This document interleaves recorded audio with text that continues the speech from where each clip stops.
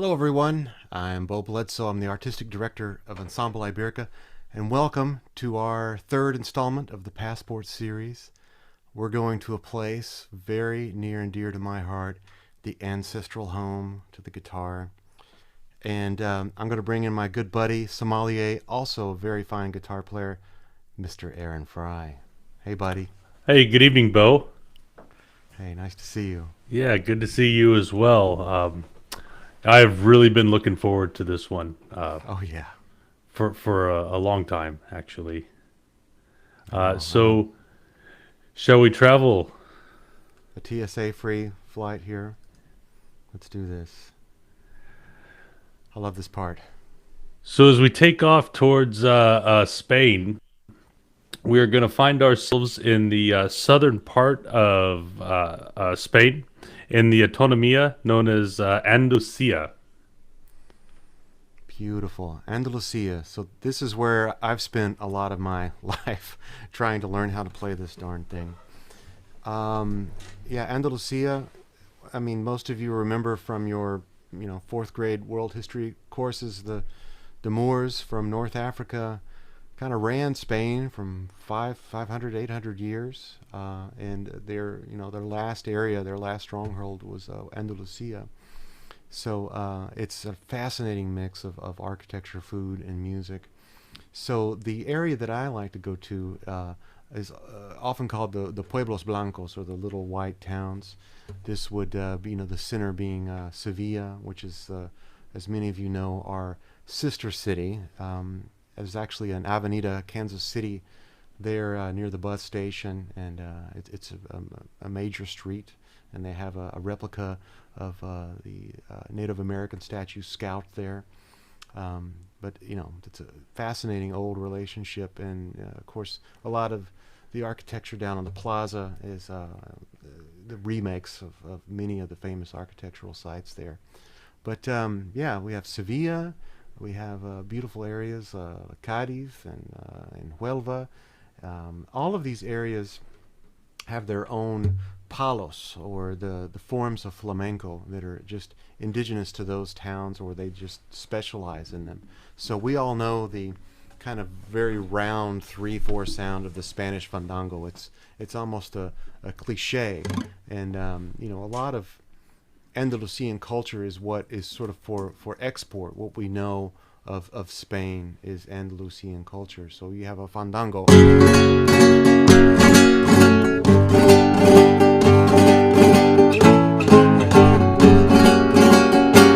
Right? So Huelva has its fandangos de Huelva.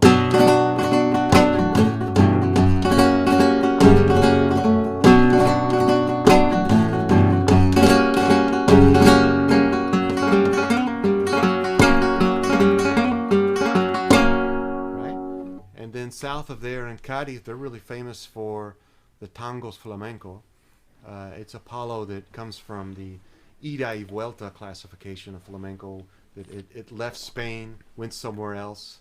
And this would be, Argentina or the Rio Plata area, and came back. So, the Argentine tango and tangos are kind of related. They're both in 4/4 time, have kind of a similar swing.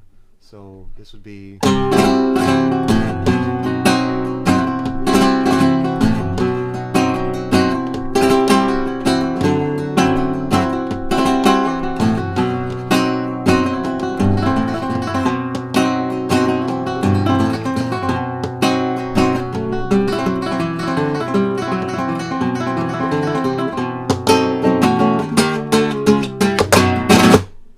Lots of fun. And, we're going to be talking about sherry here soon. So, that's Jerez de la Frontera. That's the bulería, the word coming from bular, which is to kind of goof off, tomfoolery. And this is what you always hear at the end of a flamenco show, or at the end of a party, or the fin de fiesta, right? So this is in 12, and often very fast, a lot of fun to play.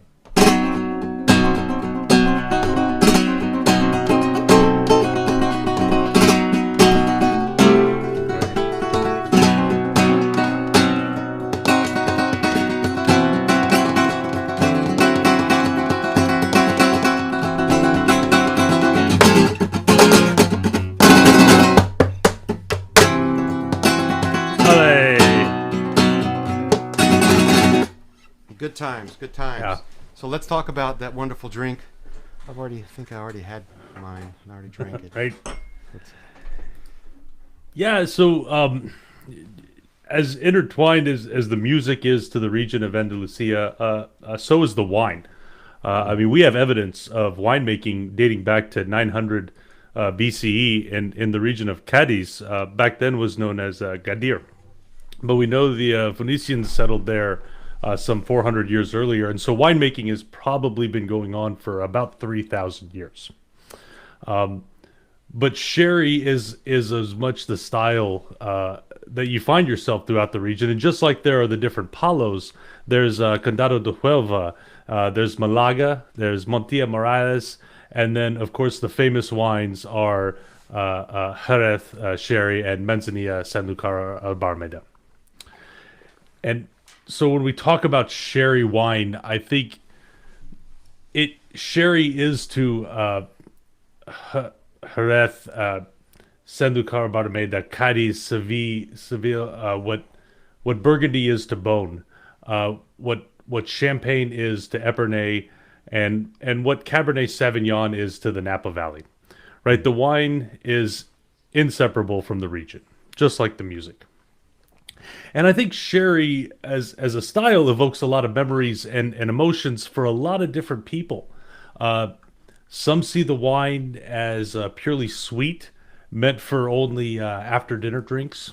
Others see it as a dry, bone dry wine, briny, salty, meant for the light tapas that Chef Brian has prepared for the first course. Some see it as only to be used as an ingredient for cooking in the kitchen, whereas I think others might see it as an incomparable partner to be paired with food. Images of the floor, the yeast that grows on the wine, the Solera system, the stacked barrels in the bodegas, and the fractional blending, all vital steps to the winemaking process, I think come to mind. And for some, probably most, sherry is an old-fashioned caricature of itself.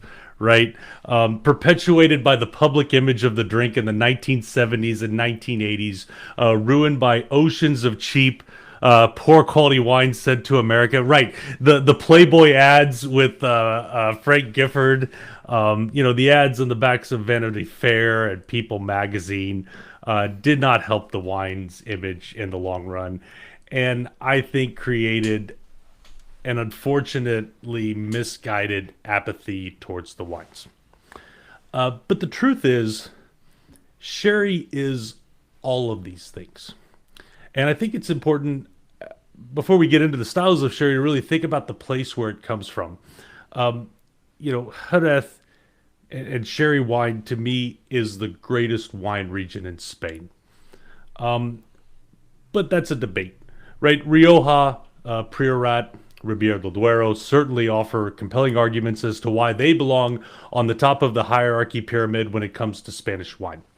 But sherry is without a doubt Spain's most unique wine, and indeed one of the most unique wines in all the world. A Fino from the pure white chalk soils of the Marcanudo Hills outside of Jerez are an expression of a wine being molded and shaped by its environment as any in the world. And the soils, as we can see from that photo in Andalusia, are primarily chalk. It's known as albariza, a prized soil when it comes to winemaking, but it's not quite the chalk that we think of when we say champagne. When we think of champagne chalk, it's more of a rock. Here in Andalusia, the soil is highly calcareous, almost crumbly. And the wines themselves can really be broken down, I would say, into two. Actually, backing up, I think the wines can be broken down into two immediate styles, and that is sweet and dry. I think that's an immediate form of demarcation. The sweet wines made from Pedro Jimenez and Moscatel. But tonight we're going to focus on the dry wines. And relatively speaking, these dry wines come from the Palomino grape, which thrives in the Albariza soils. It is a grape that hasn't really been able to achieve anything much outside the region of Andalusia. on its own, it's not a very aromatic grape. It's certainly not very expressive. There's not a lot of acidity. And it lends itself to the two styles of aging that sherry undergo. And that is oxidative aging and biological aging. Oxidative aging, of course, aging in barrel, uh, being exposed to the elements, to the ravages of oxygen and what that does and the caramelization it does to the wines. And then there's biological aging, which is aging under flor, which is a layer of yeast. These wines are known as fino or manzanilla. And there are a few intermediary styles such as Amontillado or Palo Cortado, but this is a great photo of the flor, this yeast that grows on the top of the barrels, and it's here that these wines become absolutely unique. Um, the relationship between the bodegas and the ocean, and cool winds coming off the ocean and warm winds coming in from the east, when when the conditions are just right with the Palomino grape, this flor develops onto the wine, and it imparts all of these elements that we're smelling in this wine. This briny, salty note, even bright sour apple. But the flor also consumes a lot of elements too in the wine, primarily being alcohol, also volatile acidity. But the most important element it consumes is glycerol. Uh, Even though this is considered a high alcohol wine by dry still wine standards at 15%, and this particular wine that we're enjoying is about 10 years old, it's still lively and refreshing because all of the glycerol has been consumed by the flor. And so the weight is lifted, and the wine becomes quite refreshing. Because of this, I think Fino and Manzanilla really fulfill the function of a white wine on the table, whereas Oloroso, which are oxidative aged wines aged without flor, impart all these caramelization and full rich tones. I think fulfill the function of a red wine. And really, kind of the final piece that makes sherry so unique is this system we have of fractional blending, or what some people might know as the Solera system. And the Solera system works in a way that the old wines start on the bottom row of barrels, that is known as the Solera. The level above is the first criadera and second criadera. And so when the capitas or cellar master goes to remove the wine from barrel, he takes from the Solera, removing only a third of its contents. And then that is replaced by wine from the first criadera. The first criadera is filled from the second criadera, and on back, sometimes as many as eight levels of criaderas where the new wine is imparted. And so, kind of wrapping up my sherry speech. I know I could stand on my soapbox all day about why this wine is absolutely fantastic, but before I talk about Sanlúcar, Bartimeda, and Manzanilla, I do want to mention what a treasure that these wines really are. Unfortunately, because of the image, the demand for these wines is very, very low, especially really outside of Andalusia. And because of that, these wines that have such rich tradition are quite available on the market and incredibly affordable for what we have.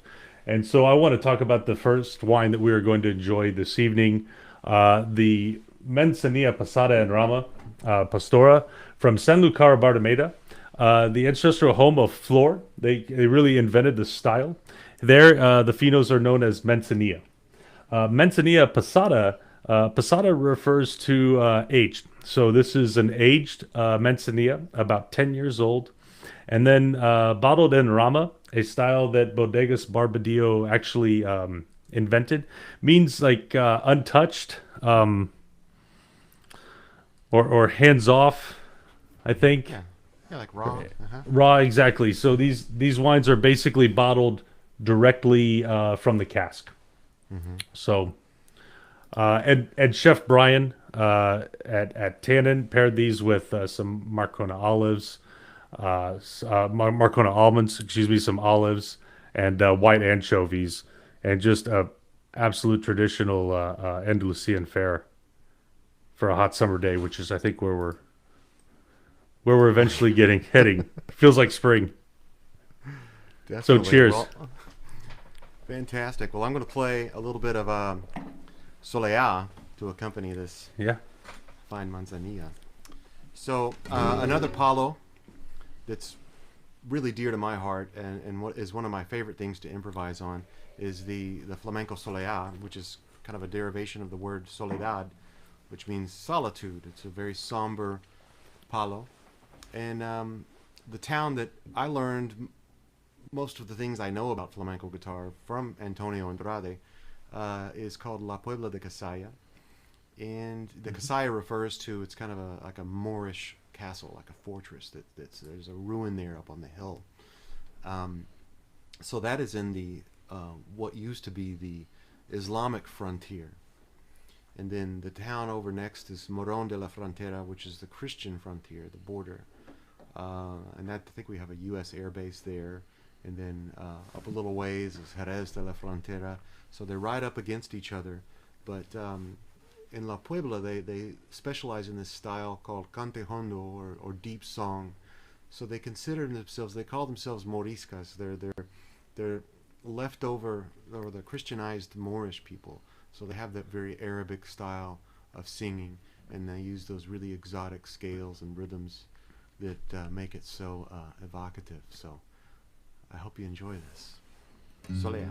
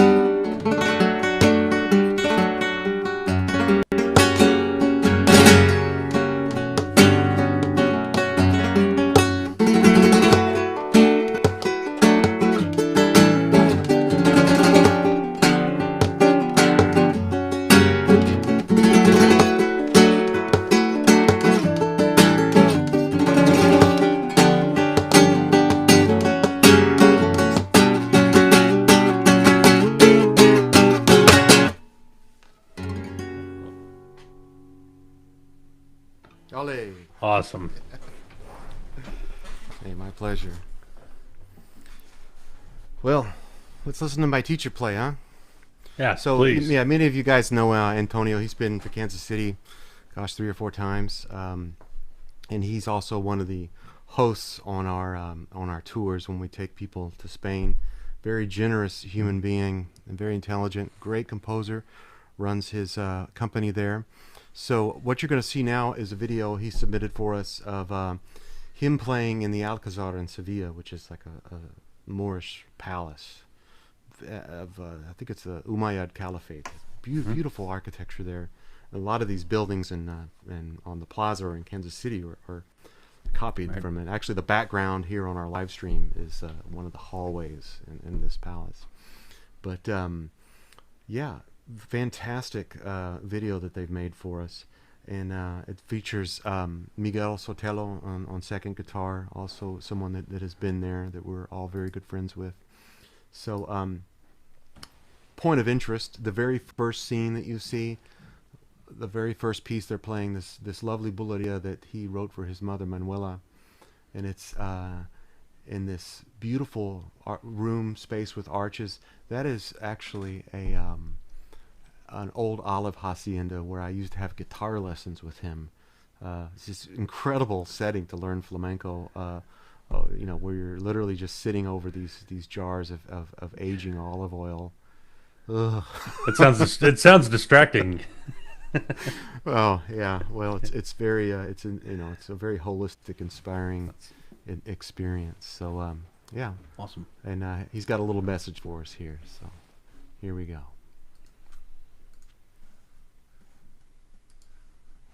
Hello, Kansas City. My name is Antonio Andrade from La Puebla de Cazalla in Seville. Don't forget, we are twin cities and we love you very much. I miss you a lot and I hope to see you again in Kansas City. And of course, enjoy this wonderful evening. I love you.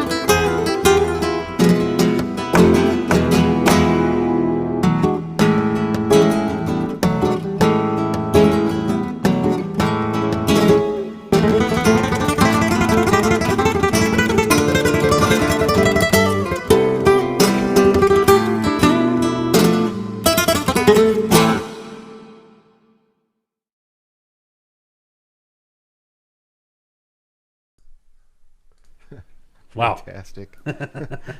Yeah, the royal family still lives there when they're in Sevilla. Yeah, it's Really? good to be the king, right? You sure? Yeah, I'd like to. Oh man, Oh, that was incredible. fantastic. Yeah, it's a really, really lovely production they've made there. Very, very nice playing. Yeah. Good guys. Can't wait to have them back. Yeah, soon. Yeah, soon. All right, where are we going now, buddy? Well, I guess I would love to stay in Andalusia. That's a problem. I never all seem to day. leave Andalusia. Yeah. Yeah, I would stay there. For the rest of the time. But Spain has so many incredible wine regions that I think it wouldn't be fair if we didn't go and visit others. And so we're now going to travel north, past up the coast, past Portugal, and we find ourselves in Galicia. This is known as Green Spain. The region we're in is Rias Baixas, named for these little inlets coming in from the Atlantic Ocean called Rias, which are basically just shallow rivers lined with hillside vineyards just across from the River Minho from Portugal's Vinho Verde. The thick-skinned Albarino grape is by far the region's specialty in Rias Baixas. It produces a delicate, lively, and really aromatic wine, which I think is pretty far from typical Spanish stereotype when it comes to wine, but is a perfect match for the shellfish and seafood that is a staple in the Galician diet. This damp green corner of Spain, I think, is really worth seeking out this summer when looking for a really nice, crisp, aromatic white wine to enjoy over the summer months. But Rias Baixas actually makes up of five different regions. The first one up north is Ribera da Ulla. Then located on the coast is Val do Salnes. Located inland around the town of Sotomayor is the region of Sotomayor. And then down on the border of Portugal, we find ourselves with two wine regions. Inland is Cantado do Té, and their specialty is blending Albarino with the Portuguese white grape Trechadura. And then on the coast, but also bordering Portugal's Vinho Verde across the Minho, is O Rosal. And their specialty is blending Albarino with the fine white grape used to produce Portugal's Vinho Verde, and that's Loureiro.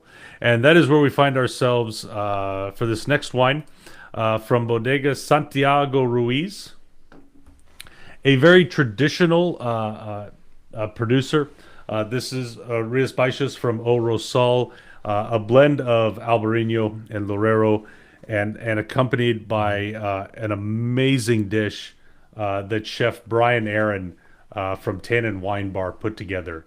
And he is going to tell us a little bit about this garlic shrimp dish with saffron rice. And gosh, I can't wait. All right, take it over, chef. What do you have next for us for the second course? Well, our second course, we're going to be doing some garlic sauteed shrimp with saffron rice. And so for that, I invite you to come back and join me in Tannin's kitchen for this one. All right. Alright, so we're going to be using saffron in this dish, which, as you know, comes from the crocus flower, one of the most expensive and important spices in Spain. Only get 3 stamens per flower, so it yields very little amount per ounce. So nice red flour. We're going to add that to our rice and let it kind of steep in. A lot of floral notes, and you'll notice that it starts to get nice and yellow. And let that slowly simmer. Add a little bit of the Albarino that we'll be having.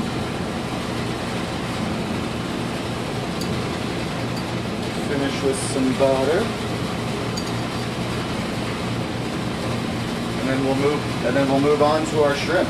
We've got a pan, nice and hot. We're gonna add some nice olive oil. We've got our lovely shrimp that have been marinated in olive oil and garlic.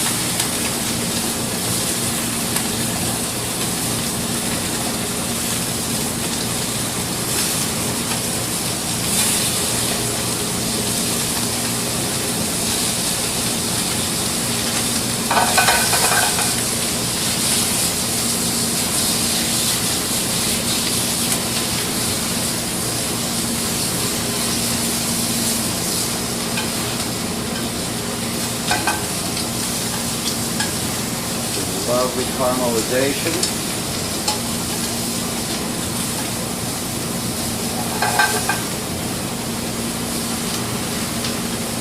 Steam those with our albarino. Create a sauce.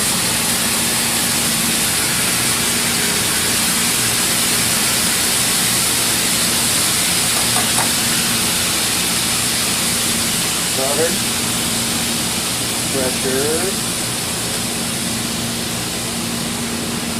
Season with a little salt and pepper.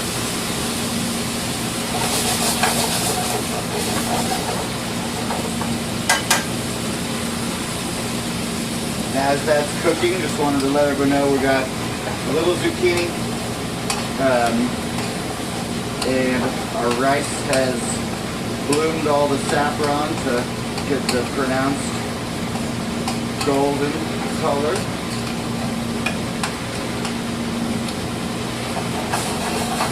Shrimp is almost finished. We'll go ahead and start plating.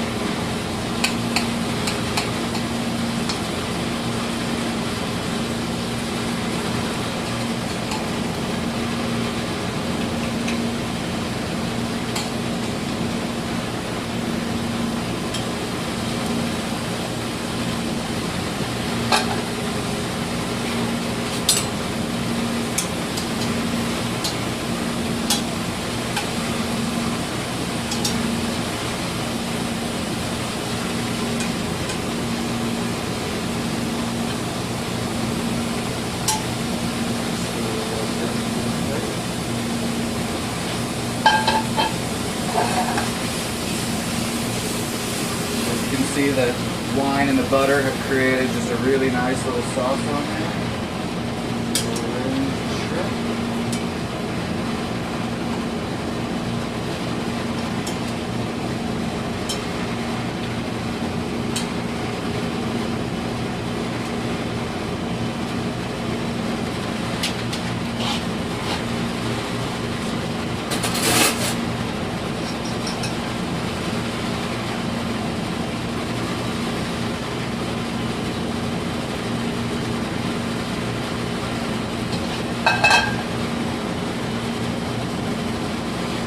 Here we have garlic grilled shrimp with saffron rice.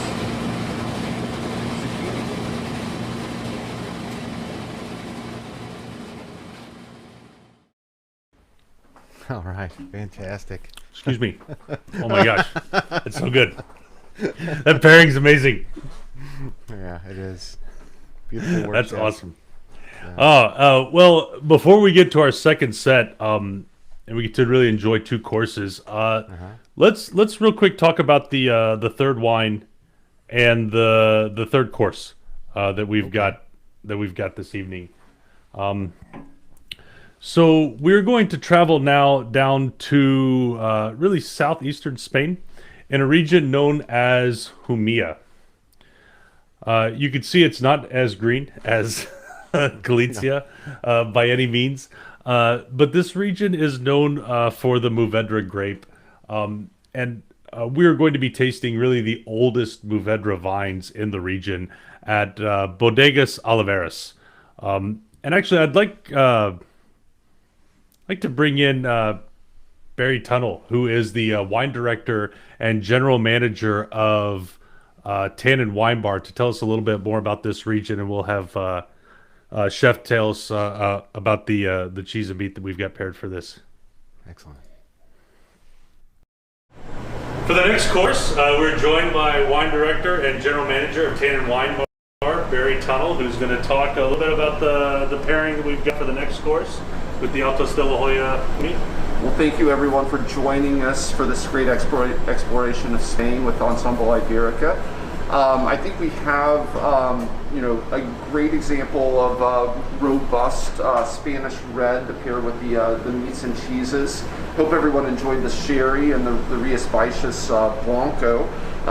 Certainly Spain makes tremendous white wines, but rightfully a lot of people associate Spanish wine with the reds. The Monastrell grape, which goes by the name Mourvedre in France, you might know it from wines from the Rhone Valley or from Bandol in Provence, is actually native to Spain and makes some really, really classic examples of red wine in Spain. This version comes from very old vines grown at Bodegas Oliveras in the kind of dry, arid region of Jumilla. They're planted in sandy soils, and they produce a very classic, rich, dark-fruited red wine that also has spice. It has a little bit of meatiness, maybe a little bit of gaminess, some smoke, and actually a really nice kind of briny olive note as well that I think can pair really nicely with the cheese and charcuterie here, Chef. I mean, that's going to be great because we're going with a couple of my favorite meat and cheeses from Spain. The first is a Serrano ham, is a dry cured ham, similar to the Iberico, but definitely a mountainous region. And then we're gonna pair that with Idiazabal cheese, which is an unpasteurized sheep's milk, so very similar to a Manchego that everybody kind of associates with Spain. But maybe a little bit something different for everybody who hasn't tried it. I really enjoyed it. It's a pressed aged cheese, real similar to Manchego, but maybe a little bit more kind of in that grassy floral note, to kind of play with this with the Altos. I think it's a great pairing. We're 10 years in at Tannin Wine Bar, and we love all the support of our guests as well as our partners like Beau and Ensemble Iberica. And one thing that I love about featuring this wine with these meats and cheeses is that this is exactly what we hope that you would enjoy at Tannin. This is exactly what you would enjoy at a great wine bar anywhere in Spain. So it's a wonderful pairing. Great. Hope everybody enjoys. No, we are. Oh, cheers, Tannin. Yeah, celebrating their 10-year anniversary last week. So Many happy fine memories of anniversary, Tannin. Tannin. Yeah, indeed. Ensemble Iberica goes there after every concert because their kitchen is open so late. So yeah, I mean, we have a deep relationship with them, and all of the guest artists, Antonio included, we always go there, and I don't know, probably stay up too late, drink too much, but we want these artists to come back, right? They offer good food and good wine late, which for sure. It's much easier to find in Europe. Yeah, this is true. Okay, so next what we have for you is going to be a composition by Antonio Andrade entitled Velez. And he was here in February of 2018. We performed it at the Carlson Center at the Johnson County Community College. So this composition is a Malagueña, or the fandango of Malaga, right? And then there's a town close by called Verdia, and it's followed by a really fast, beautiful 3/4 fandango called a Verdiades. But this also features Ensemble Iberica violinist Zsolt Eder, who's a wonderful Hungarian violinist living here in Kansas City. And this was a transcription that I did, his violin part, of a very famous Malagueña by the Gitano or Gypsy singer Enrique El Meizio. And it's a gorgeous melody, and he just sounds like the singer when he's playing a violin. It's really intense. And I think I'm playing Turkish Oud on this because I can't leave it alone. I gotta do something weird with it. So yeah, enjoy this. We had an absolute blast doing this concert, and I hope you enjoy.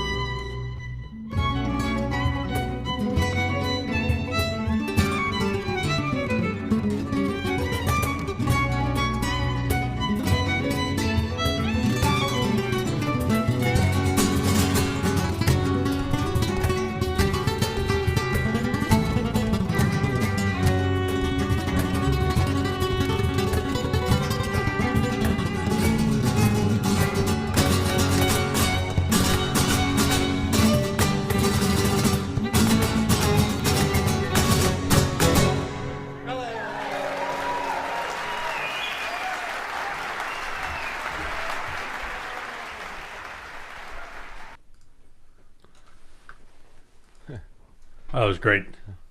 What'd you say that was back in 2018? Yeah, yeah. Yeah, well, we'll have him back here soon, for sure. Yeah, I can't wait till you do. Yeah, that was really incredible. Great, folks. I'm glad you liked it. Yeah, it's a really interesting composition. Such a traditional Apollo, but so many different moods and emotions, and kind of takes on this jazz chord thing there. Yeah, very much. End. Yeah. I mean, he's a complete player for sure. Yeah, excellent. Well, let's real quick discuss the last course and wine. I think before we get into some more music, and so as we finish off, we're going to travel to what I think is possibly Spain's most famous region. It's definitely Spain's most famous red wine region, and that is of La Rioja. This is located in the north part of Spain, centered around the two wine-growing towns of Logroño and Haro. And Haro is where we find ourselves at López de Heredia. But Rioja, as a wine region itself, has a very, very rich history. The wines have really been influenced from all over the world. In the late 1800s, the French, especially from Bordeaux, came down to La Rioja when their vineyards were decimated by phylloxera, and learned a lot in terms of winemaking that they brought back to France, but they also left some knowledge too in the region that I think really helped shape the identity of Rioja. That was really barrel aging. Rioja wines are aged sometimes decades in the barrel. All of this is American oak and imparting some really unique characteristics from grapes like, of course, Tempranillo, Grenache, Graciano, and others. And white wines are made as well. But tonight we are going to drink two wines from, I think, by far the most storied producer in La Rioja, and that is López de Heredia. And so this wine has always been a staple at Tannin. You get many late nights drinking López de Heredia in the bar of Tannin. So I'm going to let Barry Tunnell and Chef Brian Aaron tell us a little bit more about this wine and the final limb dish that we have this evening. Excellent last dish, and the music from Antonio Andrade is absolutely incredible. The wines, as I just spoke recently about Rioja in the last shoot, we come to our showstopper and the final wine of this evening in López de Heredia, which for me is I think just one of the quintessential producers of the region. I think. I agree, Aaron. I think it's a must-know. If you love Rioja, if you love red wine, you need to know López de Heredia. This is one of the great wine estates in the world, founded a little over 125 years ago in 1877.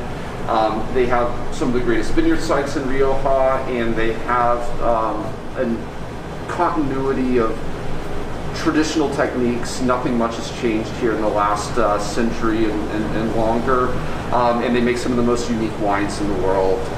They're all Tempranillo based, but you'll find the complementing grapes of Garnacha, Graciano, and Mezuelo. They're all aged for an extraordinarily long time in barrel. Obviously, people who know Rioja know that there are minimum aging requirements for Crianza, Reserva, Gran Reserva.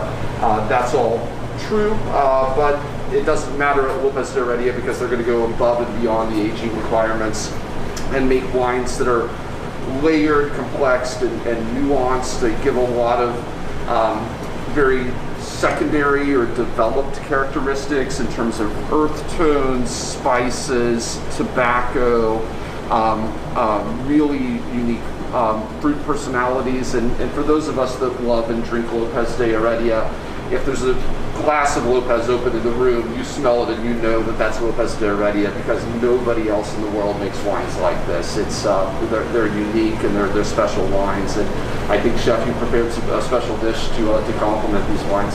I mean, if we're gonna go as big and bold as Lopez, then I thought we'd at least go with one of my favorites of all time, is just roasted lamb. I don't wanna try and overpower any kind of wine like this, but I want it to be able to be featured. So, you know, a nice rich roasted lamb, a little bit of smoked paprika on there, some simple charred vegetables to kind of add some like subtlety and balance, with just like a little herb, fresher olive oil to drizzle over the top. That sounds amazing. I think those flavors are going to pair very, very well together. I mean, these are some of the longest lived wines in the world, I think, and as Barry mentioned, as they continue to age, they develop all of these secondary and tertiary aromas that are really quite unique. So as everyone tonight is enjoying the 2012 Crianza Vinho Cubio, the youngest wine that they currently have out in the market happens to be 9 years old. And so for some of you that opted for the second wine is the level up in age classification in the 2008 Vigna Tandonia from the Tandonia Vineyard Reserva. Yeah, and I think one thing to note here is that it's rare to be able to enjoy wines that are released with proper aging and the ability to enjoy them young.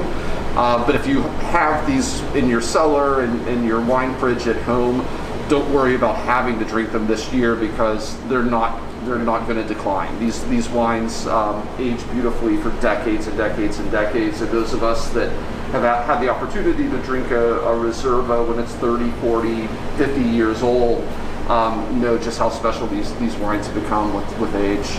Absolutely. I much prefer the bodega to age the wine for me before it arrives at my dinner table. And there are library releases available. Absolutely. Yeah. Sure. Well, thank you so much for joining us this evening. Barry, Chef, thank you for taking us to Spain. I think the next stop and stamp in our passport is South of the border, Mexico. Yeah, very excited. Awesome. Great job, guys. Yeah. That was a lot of fun to do that in the kitchen. Hey, question. So, you know, it was interesting for me to hear about the different palos from the different regions, and you know, we've talked so much and how that mirrors, you know, the different wines from the different towns. Sure. We've talked so much about the guitar and the music of flamenco, and I think I'd be remiss if I didn't ask about the dance. Right, and the dancer, the castanets, and how that is all entwined into the music of flamenco in Andalusia. Well, you know, flamenco is really three main components. Of course, you have the guitar. We've been really guitar-heavy program tonight. But, you know, you have the flamenco dancer, can be male or female. And then you have the cantador, the singer. And then, you know, there's usually a back line of these guys, the palmeros, that do the percussive clapping. Right, And, right.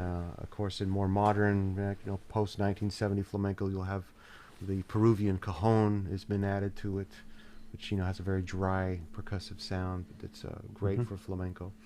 So we're definitely going to be hearing some of that. And, you know, for me, you know, learning how to accompany dance with flamenco guitar, one of the great pleasures of doing that is you have to be really on top of it, because they're not dancing to the music, you're putting the music onto the dance. So it's really backwards from most dance and music relationships. I find that so fascinating. And you know, we have a video coming up of Antonio Andrade's wife who's going to be dancing, and you can tell there's that interplay where she's really driving the bus. And you know, you could tell that she's cueing the singers, that she's cueing the tempos. And we have a great example here from one of our great board members, Norma Pacheco O'Neill. She's going to be doing a castanet demonstration here. And you know, when she goes faster, I go faster. You know, I'm with her like glue, you know. The old Manos Rojas days. Yeah. I miss playing with you guys Saturday mornings. Well, I'll be over there this weekend. We'll play.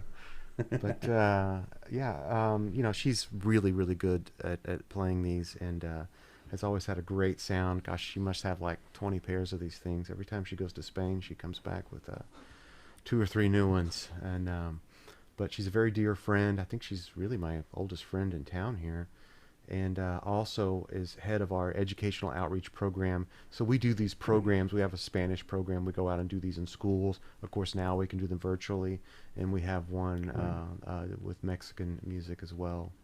So here is Norma and her fabulous castanets. These instruments you see on my fingers are called castanets. In Spanish, they're called castañuelas or palillos. They're believed to be over 3,000 years old. Originally made with stones or with bones or with seashells.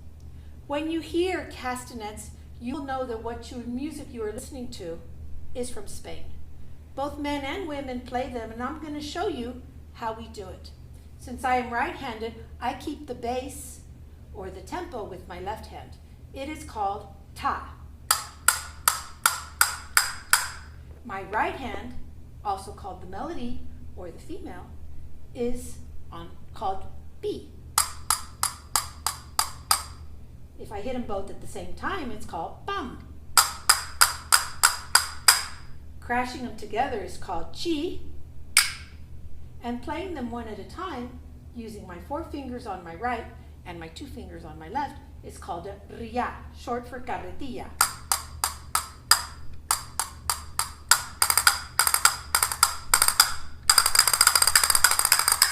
Why is this vocabulary important?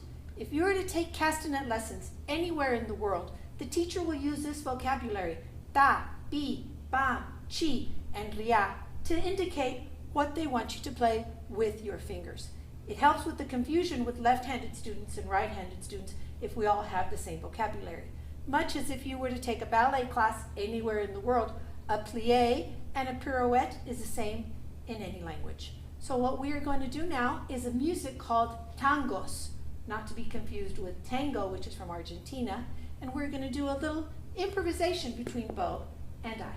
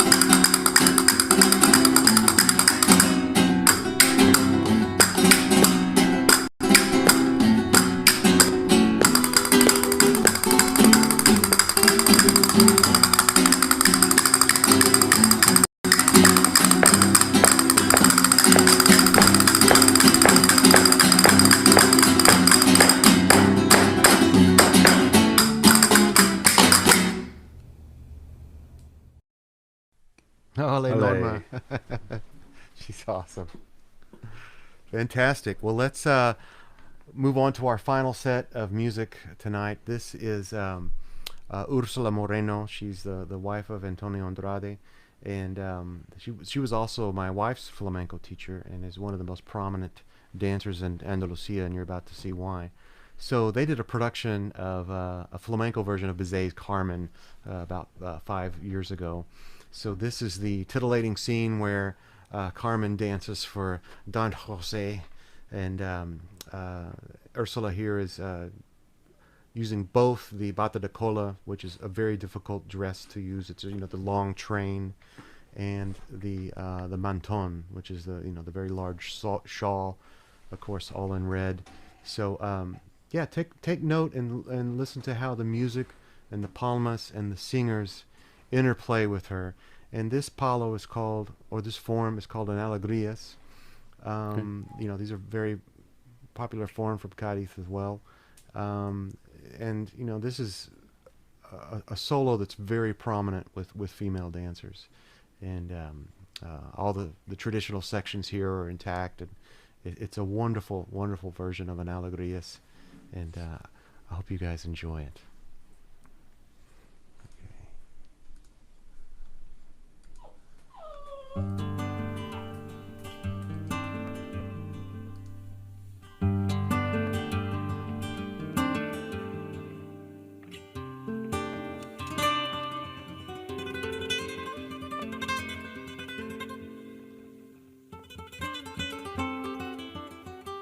Ole, vamos allá, señora. Ole. Anda.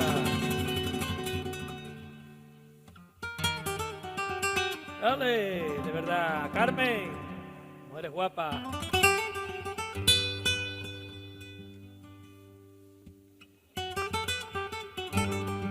Anda. Anda que es chura. Señora, vamos ya.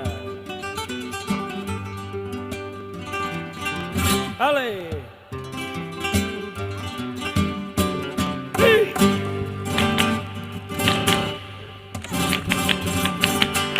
¡Ale!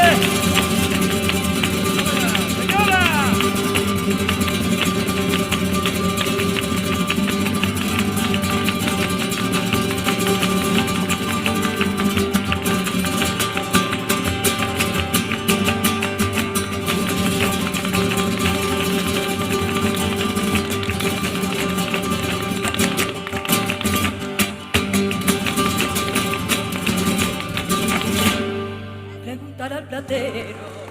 platero, que cuánto vale.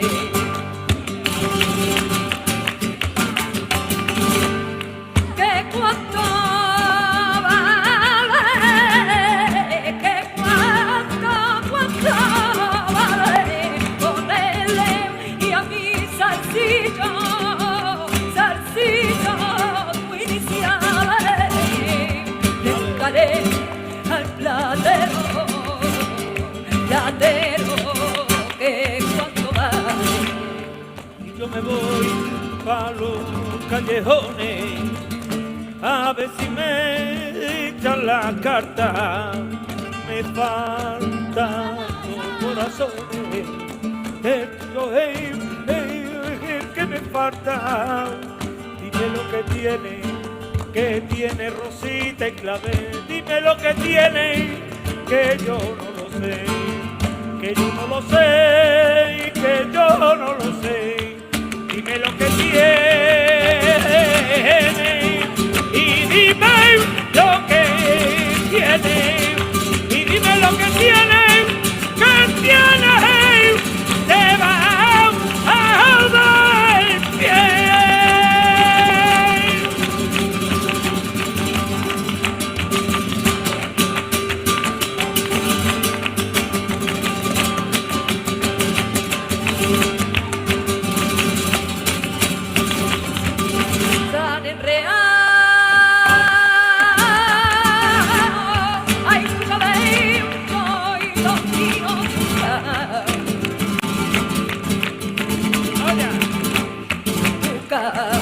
Bello y no vino, San enreado,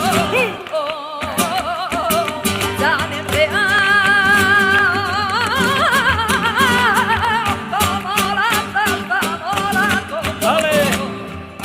como la salsa mora, por lo vallado, te quiero yo, te voy a querer, y aunque no tenga.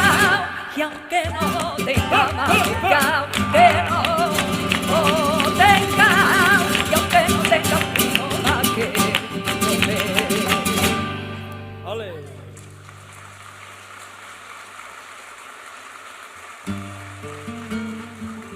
Vamos allá, señora.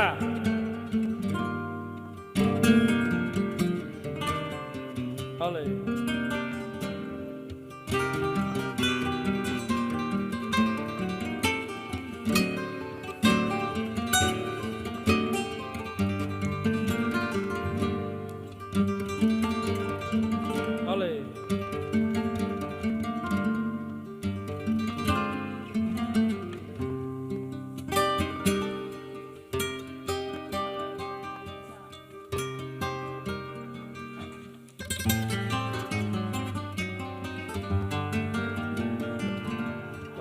Sirenita. Mariposa.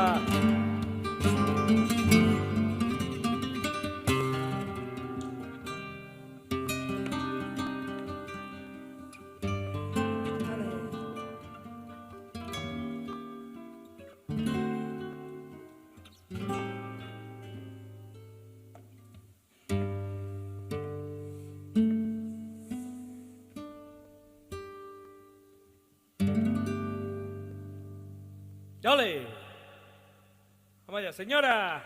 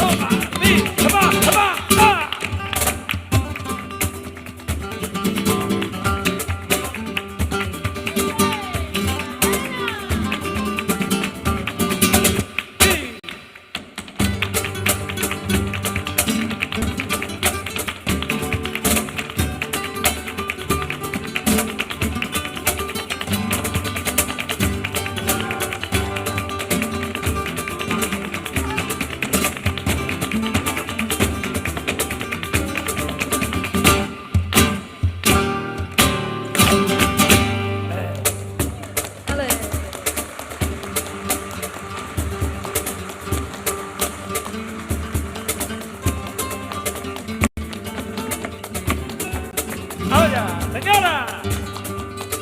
Vale.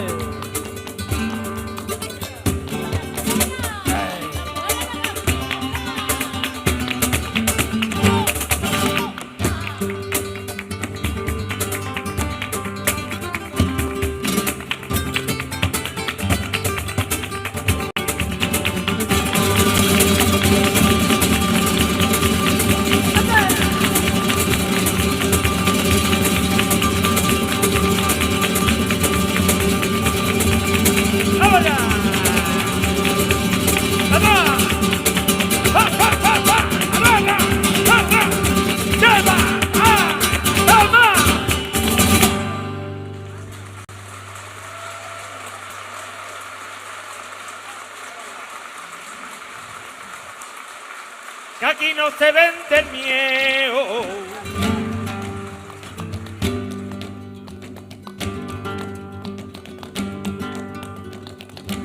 Que aquí no se vende el miedo.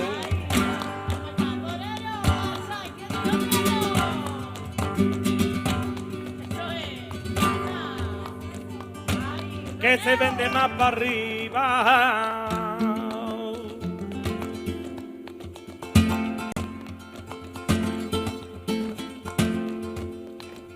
Que aquí no se vende el miedo, que aquí lo que se vendía llenará de la china. La rico no me la échame, la rico, que casa me la quiero, que cosita mejor,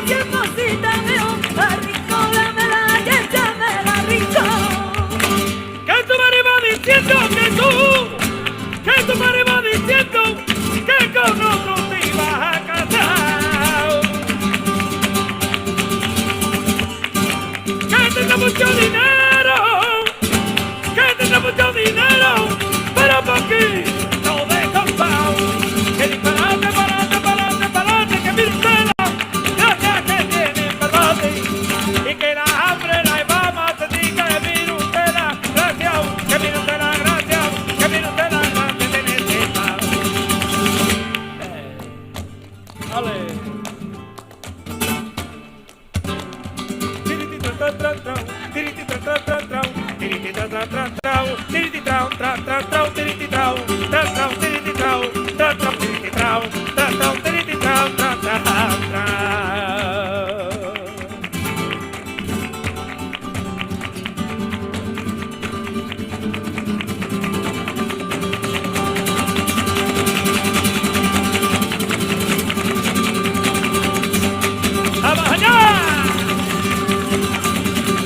Lío que los cafetales que llevo de azúcar los cañaves, dale que llevo de azúcar los cañaves, dale. Ay, te quiero, no de caramelo y no traigo el camino, de caramelo traigo el camino. Ay, que me la guana que te va, la guana que con un barquito para que con un barquito para que con un barquito para la plana.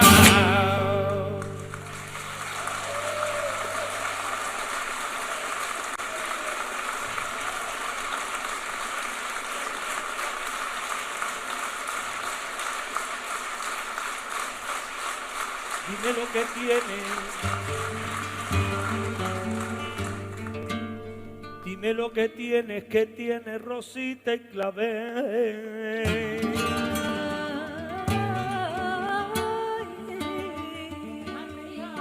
Y dime lo que tiene que yo no lo sé. Que yo no lo sé. Que yo no lo sé.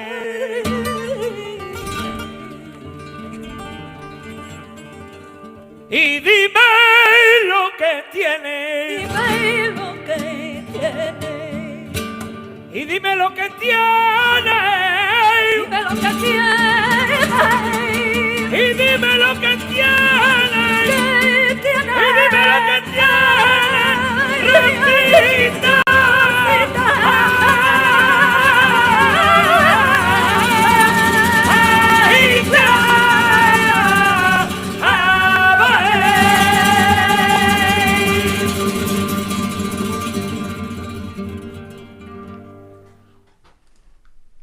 Wow.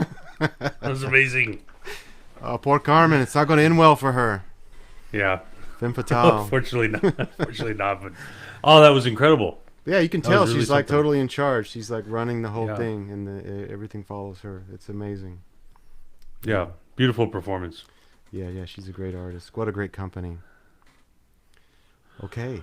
Well, gosh, I don't want to head back.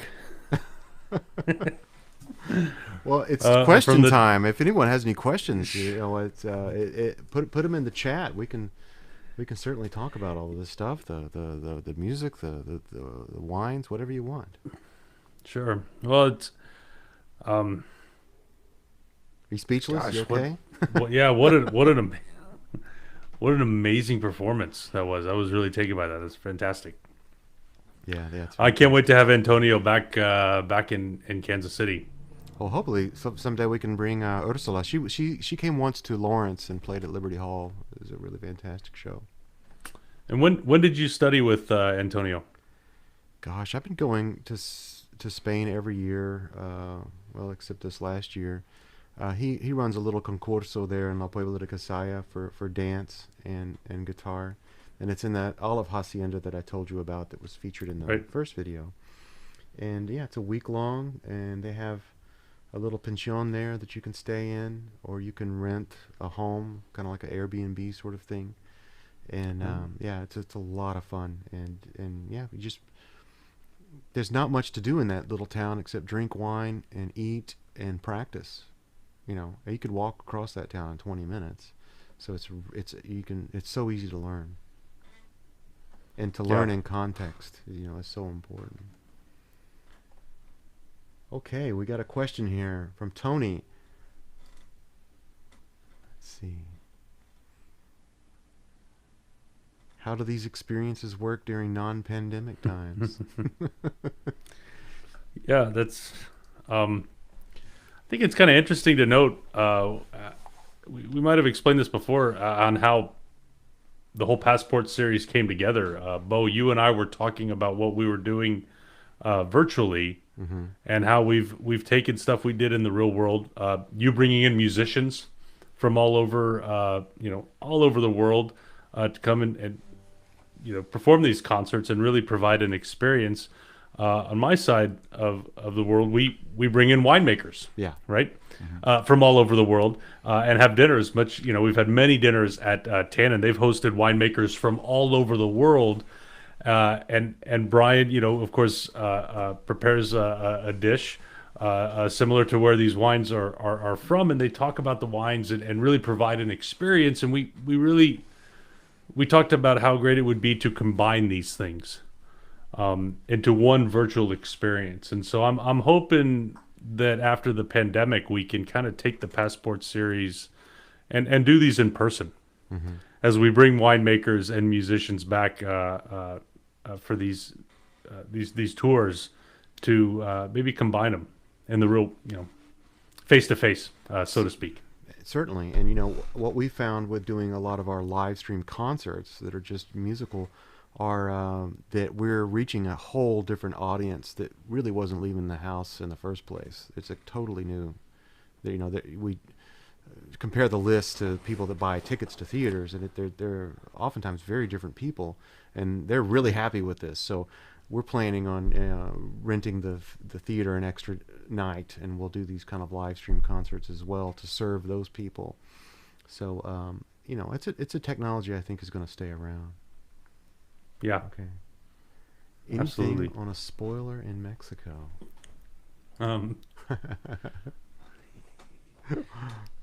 Well, from my side, agave.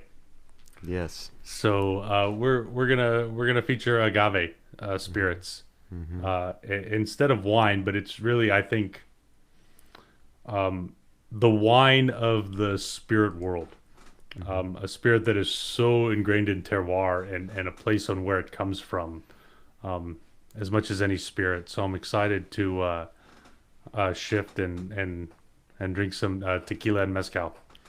Yeah, Next month. we have Mireya Ramos, Latin Grammy winning, one of my absolute favorite artists in the world. She was stuck, in New Zealand at the beginning of the pandemic. She happened to be staying there, so she's having a very different experience than we are. But she's stayed there this whole time, so she's going to be streaming her concert from New Zealand. Which will be, of course, the next day, or from her time zone. Right. Susan has a really great observation, and I envision a huge market for this type of event post-pandemic for people that have trouble getting out, like people with small children. Yes, it's a very high bar to get a babysitter, get dressed up, and go to a concert, and I'm always amazed when the theater is full, and it's just unbelievable. But yes, we will be serving. Well, and it's been much easier too, connecting with these musicians and winemakers from around the world, as we've been doing with these wine dinners with Tannin. Everybody's got a way to connect virtually now, and that's a lot easier. We kind of joke with our Google Maps flying over to Andalusia, but in reality, it's much more difficult than that, obviously. Yeah. So it's been nice having access to the musicians and wines and winemakers that we have. Yeah, definitely. Because of this format and not having to travel. So. Okay, Randall. He says, Beau, what year did you get started? Marina. So, I've been playing since I was a little boy, but with Spanish flamenco, I've been playing classical guitar for a long time, which has a lot of nationalistic music in it, and a lot of flamenco folkloric music and kind of embedded in its repertoire. But maybe about 1993, when I moved here for my graduate studies to the conservatory here, there was a dance class there in the basement there, flamenco dance class, and a big long line of guitarists, and that's sort of the tradition and the pecking order. You start at the end of the line, and you work your way up, and it's a great way to learn by ear. It's a wonderful tradition, and that's what I did there for many years, and eventually had my own school at one point. Yeah. Okay. Oh, important. Where do we get the wines? Right. Well, most places around town will have it, especially in the neighborhood, like Crossroads. But for now, all of these wines are available through Tannin Wine Bar. So contact Barry at Tannin, and I know he's got some of these. Some of these we brought in special for this, as we've tried to do each Passport series, bring in something a little special. And so this is the first time the Manzanilla Posada and Rama has been in the market, at least in the state of Missouri. So, I know Barry has access to some of these, and I do want to make sure that we thank Barry and Chef Brian at Tannin Wine Bar. Yes. Our partners, and I want to thank Vintegrity, my company, for helping to source these wines, and thank you, Beau and Ensemble Iberica. And my pleasure. And yeah, the guys at Tannin were just so unbelievably professional. And this has been a really great partnership with Vintegrity. And I'm kind of sad we're more than halfway through it all, so we've only got one left. So I hope we can do this again. It's been a lot of fun. Would like to special thanks to Neil Battram. He was did all of our video at Tannin for us, and has also been running the behind the scenes and the chat tonight with us, and has become quite an important partner in making these. And would like to thank the board of Ensemble Iberica, and Norma, thanks for making that awesome castanet video. Yeah, and if you want to, please subscribe to our YouTube channel. We're trying to build out, and it's an easy little button to push, and it'll help us out way more than it'll be a pain in the butt for you. And also in the description of the video, there's a donate link. If you feel like donating to the musicians, you can certainly do that. So yeah, I think I'm going to send us out with another little video, and I'll see everyone hopefully on April 6th for Mexico, another place. Cheers, everyone. Yeah, cheers. Please support local restaurants, support local musicians, and drink more sherry. Yeah, there's one-stop shopping here to do all of that. So this is another segment from that concert that was in 2018. And what we're doing here is Miguel and Antonio, we're trading sevillanas, the dance from Sevilla. These are really short little pieces. And they'll do one, we'll do one, and Michael is playing the Cuban Tres. And then at the very end, we do one that like all 10-year-olds know. It's like the first sevillana everyone learns. And we just rip right through it. And I think it's the last piece of the concert. But you can just tell the look on Antonio and Miguel's face. What a great week we had. And how much we all just love each other. Fantastic people. All right. So enjoy this.